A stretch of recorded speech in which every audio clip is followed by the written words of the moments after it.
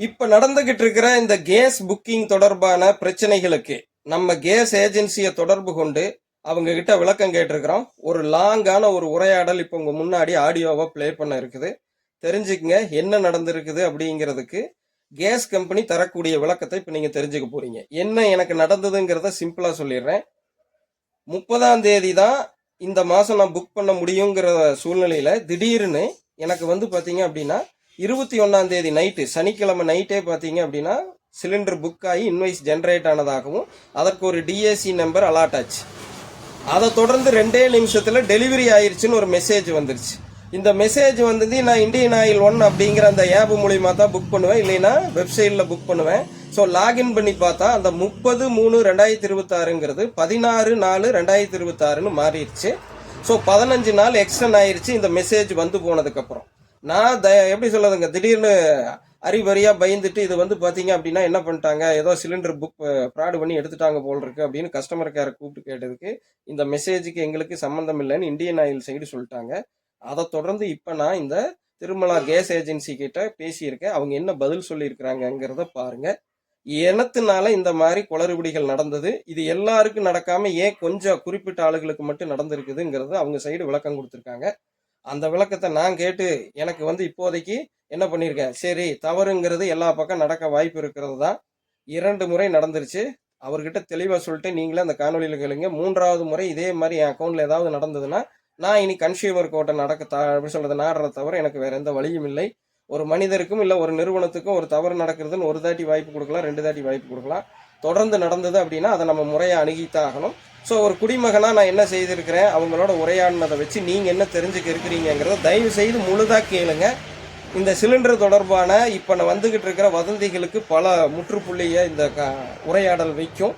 உங்களுக்கு ஒரு தெளிவும் கிடைக்கும். இங்கே இருக்கிற சிஸ்டம் எப்படி வேலை செஞ்சுக்கிட்டு இருக்கு, குறிப்பாக கவர்மெண்ட் சிஸ்டங்கள், அதுவும் இந்த மாதிரி சென்ட்ரல் கவர்மெண்ட் சிஸ்டங்கள், அதுக்கு கீழே இருக்கிற அந்த ஸ்ட்ரக்சர் எப்படி வேலை செய்யுது, அதில் இருக்கிற சாஃப்ட்வேர்களை எந்த டேஸில் இருக்குது அப்படிங்கிறதெல்லாம் நீங்கள் தெரிஞ்சுக்குவீங்க. தொடர்ந்து பாருங்க. நான் எந்த கட்சிக்கு எதிரானவன் அல்ல, நான் பாதிக்கப்பட்டிருக்கிறேன், அதை உங்க முன்னாடி பதிவு பண்ணுறேன். தொடர்ந்து பாருங்க. இந்த மாதிரி விஷயங்களை தொடர்ந்து வைக்கிறேன். தயவு செய்து காணொலி முடிஞ்சிருச்சுன்னு நினைக்கிறாதீங்க, இந்த ஆடியோவை முழுசா கேளுங்க. சார் வணக்கங்க, திருமலா கேஸுங்களா? ஆமாங்க. இப்போ நம்பர் அரை மணி நேரத்துக்கு முன்னாடி கூப்பிட்டுருந்தேங்க, கேட்டு கூப்பிட்றேன்னாங்க. அப்புறம் 2வது மேனேஜர் நம்பரே கொடுக்குறேன் பேசுங்கன்னாங்க. இப்போ அதுக்கு தான் கூப்பிட்ருக்குங்க. ஹலோ சொல்லுங்க, யாருங்க? 2929ங்க, வேட்டைக்காரம்புதூருங்க, கனெக்ஷன் நம்பருங்க. கடந்த 21ஆம் தேதி சனிக்கிழமை பார்த்தீங்கன்னா ஆட்டோமேட்டிக்காக ஒரு மெசேஜ் வந்தது, உங்களுக்கு சிலிண்டர் புக் ஆகிருக்குதுன்னு. அதை தொடர்ந்து 2 நிமிஷத்தில் சிலிண்டர் டெலிவரி ஆயிடுச்சுன்னு மெசேஜ் வந்துருச்சு. டிஏசி நம்பர் எங்கிட்ட இருக்குது, எப்படி டெலிவரி ஆச்சுன்னு தெரியல. ஏன்னா நீங்கள் 7ஆம் தேதி எனக்கு டெலிவரி பண்ணியிருக்கீங்க, 4ஆம் தேதி புக் பண்ணதுக்கு அடுத்த புக்கிங் வந்து 30ஆம் தேதி தான் பண்ண முடியும். அப்படி இருக்கையில் எப்படி, ஒரு நிமிஷம் நான் முடிச்சுக்கிறேங்க. அது இல்லாமல் இந்த மாதிரி மெசேஜ் வந்த உடனே என்னோட ப்ரொஃபைலில் லாகின் பண்ணி பார்க்குறேன், ஏப்ரல் 16ஆம் தேதிக்கு தான் அடுத்த புக்கிங்னு மாறி இருக்குது. இது என்ன பிரச்சனைங்க இது? அது சர்வர் கம்ப்ளைண்ட்னால சப்ளை எடுத்துக்கலீங்க, அதனால போட்டுட்டு ஒன்றும் பிரச்சனை இல்லைங்க. 7ஆம் தேதியிலிருந்து அடுத்த உங்களோட புக்கிங் டேட்டுக்கு உங்களுக்கு சிலிண்டர் சப்ளை கொடுத்துடலாங்கண்ணா. அல்லங்க, நான் கஸ்டமர் கேரை கேட்டதுக்கு அவங்க என்னங்கிறாங்கன்னா, இந்த மாதிரி மெசேஜ் வர்றது உங்கள் கையில் தான் கண்ட்ரோல் இருக்குதுங்கிறாங்க. போன டைம் நீங்கள் கேட்டதுக்கு பழைய பில்லில் 882 இருந்து 942 மாறினதுன்னு சொன்னதுக்கு நீங்கள் கண்ட்ரோல் அவங்ககிட்ட இருக்குதுங்கிறீங்க. நான் கஸ்டமர் கேர் ஐஓசிஎல் இந்தியன் ஆயிலோடைய கஸ்டமர் கேருக்கே கூப்பிட்டேன். அவங்க ரெஃபரன்ஸ் ரேட்டிவ் என்ன சொல்கிறாங்கன்னா, மெசேஜ் வர்றது தொடர்பாக எங்களை கூப்பிடாதீங்க, எங்களுக்கு அதுக்கு சம்மந்தம் இல்லை, கேஸ் ஏஜென்சி தான் அதுக்கு பொறுப்புங்கிறாங்க. சரிங்க, ஒரு 2 செகண்டுங்க சார் கொடுக்குறேன். நீங்கள் சார் கிட்ட கொடுங்க, நான் பேசிக்கிறேன். நான் ஏன்னா போன டைம் பேசியிருக்கேன், எனக்கு தெரியும் அவருக்கு. சரிங்களா? ஓகேங்க, ஓகே. ஒரு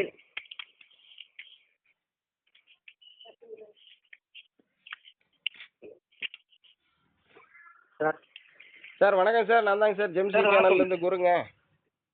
சொல்லுங்க. என்னங்க சார் மறுபடியும் ஒரு பஞ்சாயத்து? மறுபடியும் அது என்னன்னு தெரியல, கிட்டத்தட்ட ஒரு 1,00,000 இது வந்து பிளாக் ஆயிடுச்சு சார். நான் இல்லை சார், நான் இல்லை ஒன்றும் இல்லை சார், இது மக்களுடைய ரெஃபரன்ஸுக்காக தான் நான் கால் பண்ணியிருக்கேன், ரெக்கார்ட் ஆகிட்டு இருக்கு. நீங்கள் உங்கள் சைடு உள்ளதை யதார்த்தத்தை சொல்லுங்கள். உங்களுக்கு எனக்கு வாக்கிய தகராறுலாம் இல்லை, முதல்ல சொன்ன மாதிரி தான். நான் ஒரு நாலேஜுக்காக இதை ரெக்கார்ட் பண்ணிட்டு இருக்கேன் சார், வேற எந்த உள்நோக்கம் இல்லை. இப்போ நான் சொல்றது என்னன்னாங்க சார், எனக்கு 30ஆம் தேதி தான் புக் பண்ண முடியும்னு ஆல்ரெடி இருக்கிறப்போ எப்படி 21ஆம் தேதி புக் ஆயிருச்சுன்னு ஒரு மெசேஜ் வருது. சரி, அந்த மெசேஜ் ஜென்ரேட் ஆயிருந்தாலும் பரவாயில்ல, டிஏசி நம்பர் என் கையில் இருக்குது. 2 நிமிஷத்துல எப்படி சார்? கத்தார் கூட அவன் கேஸ் உற்பத்தி பண்றவன் கூட அவ்வளவு இதுல பண்ண முடியாது ஃபாஸ்டா. எப்படி 2 நிமிஷத்துல டெலிவரி ஆச்சுன்னு ஒரு மெசேஜ் ஜென்ரேட் அது ஆகுது? ஃபுல்லுமே அப்போ போட்டதுதான் சார். உங்களுக்கு 4ஆம் தேதி புக்கிங் தான் இருக்கு, 21ஆம் தேதி புக்கிங் இருக்காது சார், நீங்க புக்கிங் இருக்காது, எனக்கு மெசேஜ் வந்திருக்குல்ல. ஆமா ஆமா. அந்த புக்கிங்க்கு உண்டான பில்லு தான் உங்களுக்கு ஜென்ரேட் ஆயிருக்கு. இல்ல நான் சொல்றது நல்லா கேட்டுங்க. இது சும்மா மெசேஜ் வந்து போயிருந்தா எனக்கு பிரச்சனை இல்ல. இதனால எனக்கு 16 நாள் எக்ஸ்டெண்ட் ஆயிருச்சு புக்கிங் டேட். அந்த இதுக்கு உங்களுக்கும் பிரச்சனையே இல்லை சார். அது கிளியர் பண்ணி கொடுத்துருவாங்க. இப்போ நீங்க 30ஆம் தேதியே எனக்கு கரெக்டா புக் பண்ண முடியும், அவ்வளவுதானே நீங்க சொல்றது? அந்த 45 நாள் சார். புரியலீங்க. 8ஆம் தேதியிலிருந்து 45 நாள் சார். இப்போ நான் 7ஆம் தேதி எனக்கு டெலிவரி பண்ணிருக்கீங்க, அதுல இருந்து 45வது நாள் தான் நான் புக் பண்ண முடியும். அப்போ இல்ல, நான் என்னோட புரிதலுக்காக கேக்குறேன் சார். நீங்க அந்த புக்கிங் டேட்டை சார் ஒரே நிமிஷம், இந்த புக்கிங் டேட்டை எக்ஸ்டெண்ட் பண்றதுக்காக தான் இந்த மெசேஜ் ஜென்ரேட் ஆயிருக்கா? புக்கிங் டேட் இல்ல சார், நான் இன்னும் உங்களுக்கு புரியலன்னு நினைக்கிறேன். இங்க பாருங்க, முதல்ல எனக்கு 7ஆம் தேதி எனக்கு நீங்க டெலிவரி பண்ணதுக்கு அப்புறம் நான் திருப்பி உள்ள புக் பண்றது என்ன டேட்டுன்னு உள்ள போய் பார்க்கல, 30/3/2026ன்னு காமிச்சது. சரிங்களா? ஸோ அப்போ நீங்க அந்த 7ல இருந்து 30ஆம் தேதி வரை கணக்கு பாத்தீங்கன்னா ஒரு 25 நாள் வருதுங்களா? 25 நாள் இருந்தது. ஓகேங்களா? இந்த மெசேஜ் ஜென்ரேட் ஆனதுக்கு அப்புறம் நல்லா புரிஞ்சுங்க, இந்த மெசேஜ் வந்து போனதுக்கு அப்புறம் மறுபடியும் 16 நாள் எக்ஸ்டெண்ட் ஆயிடுச்சு. இப்போ நான் என்னுடைய சந்தேகம் என்னன்னா, இது ஒண்ணு நீங்க வந்து ஒரு உதாரணத்துக்கு யதார்த்தமா கேக்குறேன், நீங்க வந்து ஃப்ராட் பண்ணல அப்படின்னா இது என்னோட 15 நாள் எக்ஸ்டெண்ட் ஆகிறதுக்காக வந்துதான் நான் கேக்குறேன். எனக்கு கேக்குற கேள்வி அது. 15 நாள் இருக்காது, 25 + 20 45 நாள் வரும் சார். இதே இந்த எக்ஸ்டெண்ட் பிரகாரம் பார்த்தாலும் 40 நாளுக்குள்ளதான் வருது உங்களுக்கு. இப்போ 30ஆம் தேதி வரைக்கும் எனக்கு இல்ல. அதான் இந்த பிரச்சனை என்ன நாள் நடந்தது சார்? இது உங்க சைடு இல்லையா? நான் கஸ்டமர் கேரை கூப்பிட்டு கேட்டதுக்கு இந்த மெசேஜ் ஜென்ரேட் ஆகிறதுக்கும் எங்களுக்கும் சம்பந்தம் இல்லை, நீங்க கேஸ் ஏஜென்சியை தொடர்பு கொள்ளுங்கன்ட்டாங்க. அவங்களுடைய ஆடியோவும் என்கிட்ட இருக்கு, ரெக்கார்ட் பண்ணி நான் ரிலீஸ் பண்ணிட்டேன். சரிங்களா? இப்போ இந்த மாதிரி மெசேஜ் எனக்கு வந்ததுன்னு நான் வீடியோ போட்டதுக்கு அப்புறமும் கிட்டத்தட்ட தமிழ்நாடு ஃபுல்லா போட்டுக்கிட்டு இருக்காங்க மெசேஜ், அவங்களுக்கும் வந்துகிட்டு இருக்குங்கிறாங்க. இப்ப இது உங்களுக்கு தான் வேலையை நான் குறைச்சு கொடுக்க போறேன். இப்ப இது ஒரு தெளிவு கொடுத்துட்டோம்னா அவன் இதனால ஏதோ பிரச்சனை இருக்குதுன்னு அவன் வேலையை பார்க்க போயிருவாங்க. புரியுதுங்களா? இல்லைன்னா எல்லாரும் எல்லா கேஸ் ஏஜென்சியும் நாடிட்டு தான் இருப்பாங்க. சரிங்களா? ஒரே ஒரு சார் 25 நாள் பண்ணாங்களா? ஆமாங்க. அடுத்த உடனே 45 நாள் பண்ணிட்டாங்க. சரிங்க. அந்த இதுல இந்த சாஃப்ட்வேர் இதுல வந்து ஒரு சில கேசஸ் அப்டேட் ஆகி ஒரு சிலதுக்கு அப்டேட் ஆகல. சரிங்களா? அந்த அப்டேட் பண்றதுக்காக வந்து உங்களுக்கு மேபி போன வாரத்துல ஒரு 2 days வந்து கிளியர் பண்ணணும் அப்படின்னு சொல்லி கிளியர் பண்ணி அந்த 15 இதை நீங்க கடைசியில நான் சொல்றது தான் நீங்க அக்செப்ட் பண்றீங்க. எங்களுக்கு அந்த 15 நாள் எக்ஸ்டெண்ட் பண்றதுக்காக ஒரு பில்ல டெம்பரரியா ஜென்ரேட் பண்ணிருக்காங்க இல்லையா? இல்ல, நான் கேக்குறது என்னன்னா சார், இதுக்கு ஒரு அவேர்னஸ் ஒரு மெசேஜ் போட்டு பண்ணிருக்காங்கல்ல சார், இது வந்து உங்களுக்கு எக்ஸ்டெண்ட் பண்றதுக்காக பண்றேன்னு. இல்லைன்னா நான் ஒண்ணு பாமரனா கேக்குறேன் சார், டிஜிட்டல் இந்தியான்னு சொல்றீங்க, ஒரு 15 நாள் எக்ஸ்டெண்ட் பண்றதுக்கு உங்க சாஃப்ட்வேர்ல சிஸ்டம் இல்லாம ஒரு பில் ஜென்ரேட் பண்ணி தான் பண்ணுவீங்களா? இது தேவையில்லாம மக்கள் கிட்ட பேனிக் உருவாக்குமா ஆகாதா? வந்து ரொம்ப கம்மியான பேர்ல தான் இந்த மாதிரி ஆயிருக்கு சார். கம்மியானாலுமே இப்ப வீடியோ 20,000 பேர் தான் பாத்துருக்காங்க, 100 பேருக்கு மேல கமெண்ட் போட்டாச்சு எனக்கு இப்படி நடந்திருக்கு. நீங்க சொல்ற கம்மி நம்பர் எல்லாம் இல்ல, இன்னும் அந்த வீடியோ ஓடி முடியல, எத்தனை பேருன்னு பாருங்க. ஒவ்வொருத்தருக்கும் சார் இது சாதாரண நேரமா இருந்தா மக்கள் பேனி கிடைய மாட்டாங்க சார். இது வந்து இப்ப ஏற்கனவே சிலிண்டர் தட்டுப்பாடுங்கிற நேரத்துல இப்படி வரையில இப்ப எனக்கு இப்ப நான் பாருங்க மீடியால உள்ள எனக்கே என்ன தோணுதுன்னா, என் பேர்ல புதுசா ஒரு கனெக்ஷன் ஒரு சிலிண்டர் ஏமாத்திட்டாங்களோ என்னங்க தோணாதுங்களாங்க சார்?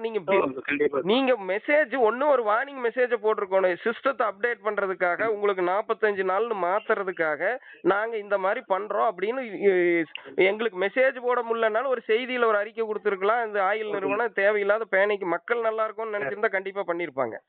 சரிங்களா?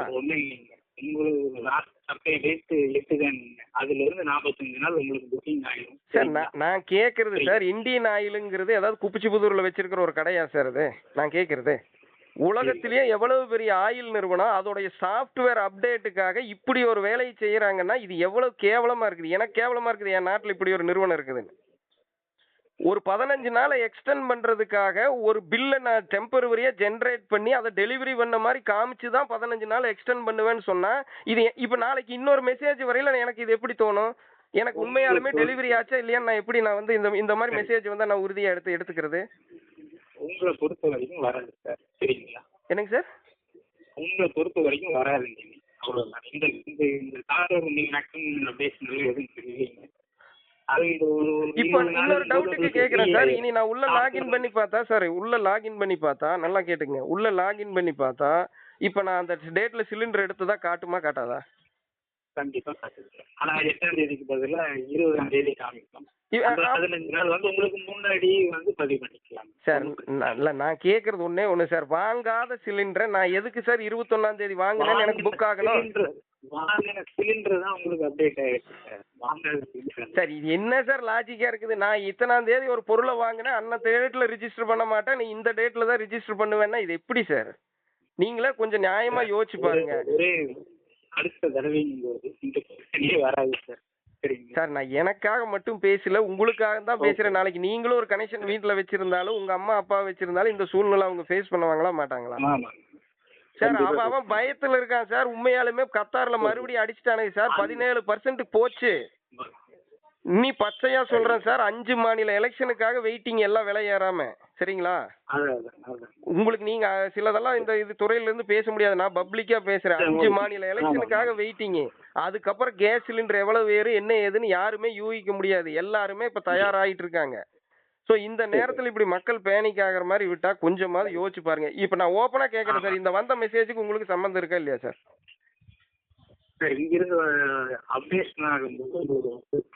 சார் கரெக்டா சொல்லுங்க. அவங்க கஸ்டமர் கேரை கூப்பிட்டு கேட்டதுக்கு நாங்க மெசேஜ் பண்றதுல கேஸ் ஏஜென்சின்ட்டாங்க. சப்ளை வந்து அப்டேட் பண்ணும்போது வரக்கூடிய மெசேஜ் இப்போ உங்க சைடு வந்திருக்குதுங்கிறீங்க இல்லைங்களா? அவ்வளவுதான் மேட்ரு. நீங்க வந்திருக்குது. இது வந்து நீங்க சிலிண்டர் எல்லாம் நாங்க ஏமாத்தி எடுக்கல, இந்த 15 நாள் எக்ஸ்டெண்ட் பண்றதுக்காக பண்ணி இருக்கிறோங்கிறீங்க. இதுதானே நீங்க சொல்ல வர உங்க சைடு உள்ள பாயிண்ட்? வாய்ப்பே இல்ல சார். இல்ல சார், நான் அதை சொல்ல. நீங்க இப்ப நான் இப்போ முதல் காணொளி இது நூதன மோசடின்னு தான் போட்டிருக்கேன், புரியுதுங்களா? இப்ப அதை தொடர்ந்து நான் மக்களுக்கு விளக்கம் கொடுக்கணும். எனக்கு மோசடி, ஆமா எனக்கு மெசேஜ் வந்து நான் அப்படிதான் சார் நினைக்க தோணும். எனக்கு எந்த அறிவிப்பும் இல்லாம நீங்க போட்டிருக்கீங்க. திடீர்னு என் பேர்ல நீங்க புக் ஜென்ரேட், அதாவது ஒரு பில் ஜென்ரேட் ஆகி 2 நிமிஷத்துல டெலிவரி பண்ணி எடுத்திருக்கீங்க. அது சனிக்கிழமை சாயங்காலம் பார்த்து பண்ணிருக்கீங்க.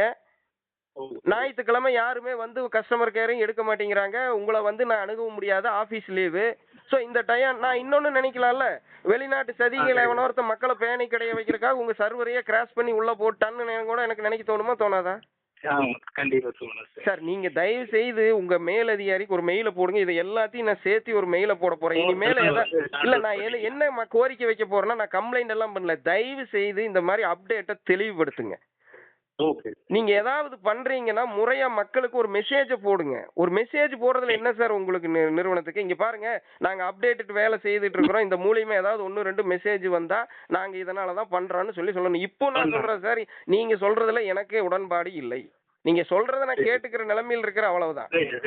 இல்ல என்னால என்ன பண்ண முடியும்? நான் ஒரு சாதாரண எப்படி சொல்றது குடிமகன். நான் நீங்க சொல்றத கேட்டுக்கு தான் முடியும். அந்த கஸ்டமர் கேரை கூப்பிட்டேன், அவங்க உங்க சைடு திருப்பி விட்டாங்க. முதல்ல உங்ககிட்ட கூப்பிட்டேன், நீங்க அவங்க சைடு திருப்பி விட்டீங்க.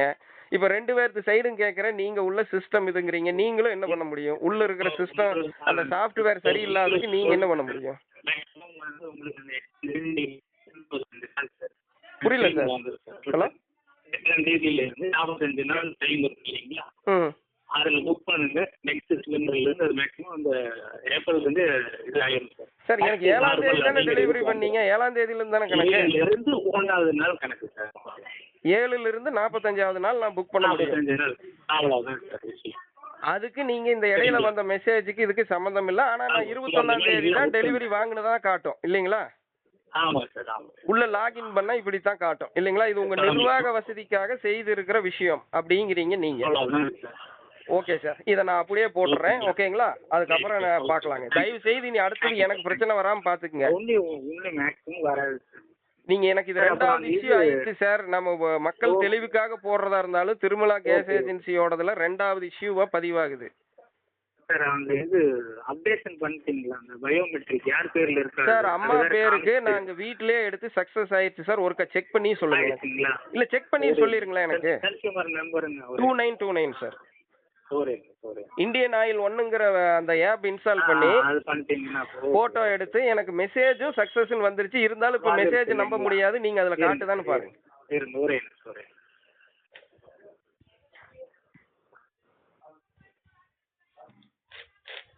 ஏன்னா ஒரு சிலருக்கு அது பில் ஆகுறது இல்லைங்க, அதுக்காக சார் நான் அதனால தான் சார் ரெண்டும் இதா போயிட்டு இப்ப மக்களுக்கு இதுவும் தெளிவாயிரட்டும். வீட்டில இருந்தே பண்ணா இகேவைசி சக்சஸ் ஆகுதா இல்லையா? இருக்கு சார். இருக்கு ஆயிருச்சுங்களா சார்? அம்மா உயிரோடு இருக்காங்கன்னு பதிவாயிருச்சுங்களா இகேவைசில? அவ்வளவுதான் சரிங்களா? ஓகே. EKYC success. ஏன் சைடு இப்ப நான் 100% கரெக்டா இருக்கேன் சார். இன்னொரு ஆனா இதை வந்து நான் கண்டிப்பா மெயில் எக்ஸ்லேட் பண்ணுவேன் சார். நான் புகாரா பண்ண மாட்டேன். இந்த மாதிரி எனக்கு நடந்திருக்கு, சிஸ்டத்தை சரி பண்ணுங்கன்னு நான் போடுவேன். சரிங்களா? தயவு செய்து உங்க சைடு எஸ்கலேட் பண்ணுங்க, திருப்பி இந்த மாதிரி வராத மாதிரி. சரிங்களா?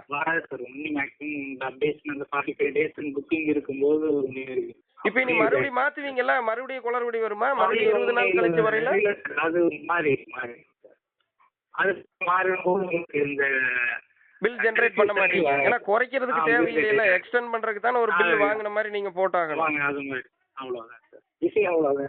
இல்ல இல்ல நான் புரிஞ்சுட்டேன் சார். ரெண்டாவது ஒரு நாள் உட்கார்ந்து யோசிச்சு இப்படி பப்ளிக்கா திருடுறவங்க திருட மாட்டாங்க, இருந்தாலும் என்ன நடந்ததுன்னு யோசிக்கிறப்பதான் ரெண்டையும் கூட்டி பார்த்தேன். முதல்ல இருந்த 20 நாளும் இப்ப 16 நாளையும் கூட்டி பார்த்தா 40 நாளைக்கு பக்கம் வருது. ஓ, டேட்டை எக்ஸ்டெண்ட் பண்றதுக்கு தான் இந்த வேலை நடந்திருக்கு.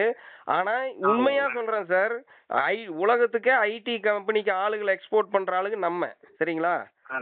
உலகத்துல இருக்கிற எல்லா ஐடி கம்பெனில தலை சிறந்த ஆளுங்க நம்ம ஆளுங்க. ஆனா நம்ம நாட்டுல இருக்கிற ஒரு கம்பெனிக்கு இல்ல இல்ல எனக்கு எப்படி தோணுது தெரியுங்களா, நம்ம நாட்டுல இருக்கிற ஒரு கம்பெனியுடைய டெலிவரி டேட்டு அதாவது புக்கிங் டேட்டை ஒரு 15 நாள் எக்ஸ்டெண்ட் பண்றதுக்கு இப்படி ஒரு பில்ல ஜெனரேட் பண்ணி தான் எக்ஸ்டெண்ட் பண்ணணுங்கிறது மகா கேவலமா இருக்கு சார். டிஜிட்டல் இந்தியான்னு வெளியே சொல்லிடக்கூடாது.